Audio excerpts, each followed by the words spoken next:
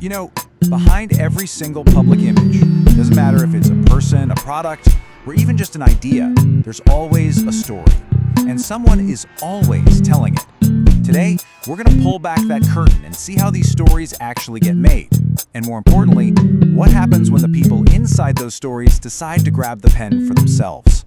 So let's figure out who's really holding the pen and what it takes to write your own story. So, what in the world could possibly connect to cutting-edge AI, the most famous blonde bombshell ever, one of history's most misunderstood women, and an actress named Traci Lords who had to survive a massive career-ending scandal? Well, the answer is the power of a narrative, that carefully built story that tells the world who they are, and we are going to connect all those dots right now. First up, the modern-day Oracle, Google's AI. Now, they don't present it to you as some scary, complex algorithm or a giant web of data centers. Oh no, the story Google tells us is much simpler, much friendlier. It's carefully crafted to be just your helpful assistant. And then, of course, we have the unforgettable icon, Marilyn Monroe. Her public story? Well, she was the ultimate blonde bombshell. It's a persona so powerful, it's been echoing through our culture for decades. But it was one that was deliberately, carefully manufactured from day one. And if we go way back into ancient history, we find Mary Magdalene. For almost 2,000 years, her story was simple.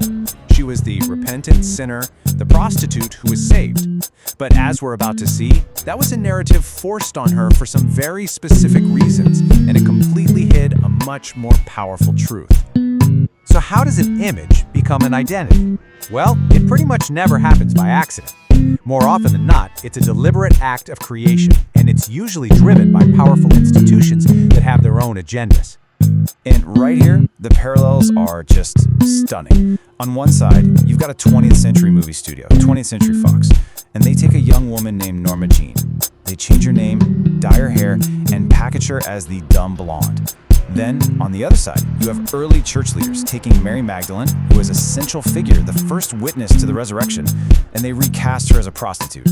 In both cases, see, a powerful institution completely reshaped a woman's identity to serve its own purpose. For Fox, it was about box office dollars. For the church, it was about justifying a male-only power structure. And that brings us right back to today.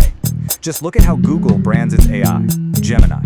It's not called Advanced Neural Network 7.0 or something intimidating like that. No, it's your personal AI assistant. This is the modern version of crafting an image. The whole goal is to make something that's incredibly complex and honestly, potentially a little scary, feel simple, helpful, and totally non-threatening. That's a narrative choice, plain and simple. But what happens when that crafted image, the very thing that made you famous or got you accepted, becomes a trap? This is the story of the golden cage, where the persona you're famous for becomes your own personal prison. I mean, just listen to Marilyn in her own words. That blonde bombshell persona, it made her one of the biggest stars on the entire planet, but she felt completely trapped by it. The studio just kept typecasting her. They underpaid her like crazy compared to her fame, and they absolutely refused to see her as a serious actress.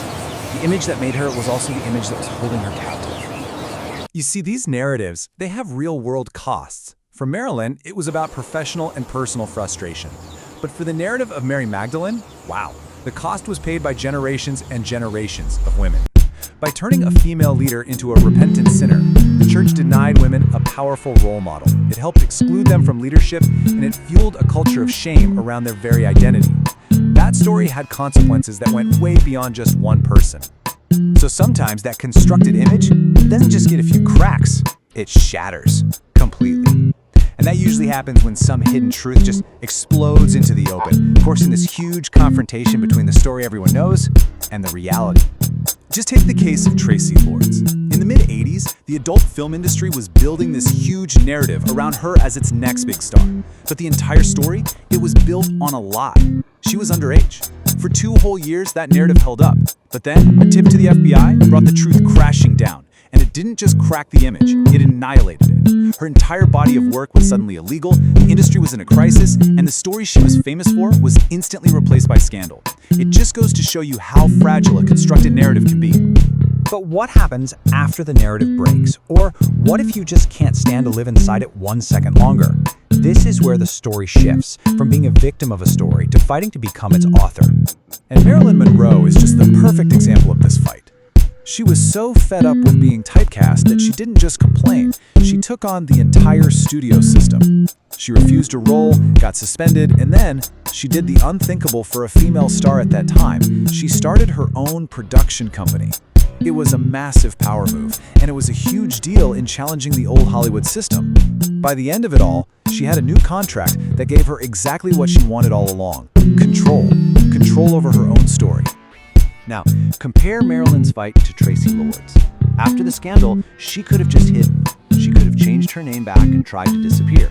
But instead, she did the exact opposite. As she says right here, she chose to own it. She legally adopted her controversial stage name. I mean, what a powerful act of defiance. It was her way of saying, you can't use this story against me because you know what? It's my story now.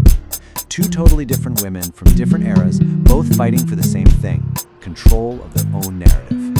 And this brings us right back to where we started. If the power to create these stories once belonged to giant movie studios and ancient institutions, where does that power live today? In the age of AI?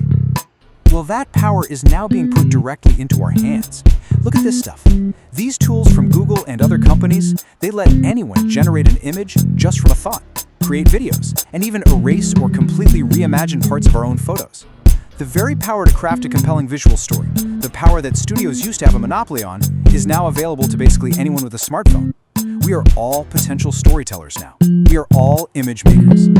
So, the struggles of Marilyn Monroe, Mary Magdalene, and Tracy Lords, they aren't just historical tales anymore. In an era where reality itself can be generated and manipulated with a single click, their fight is now our fight.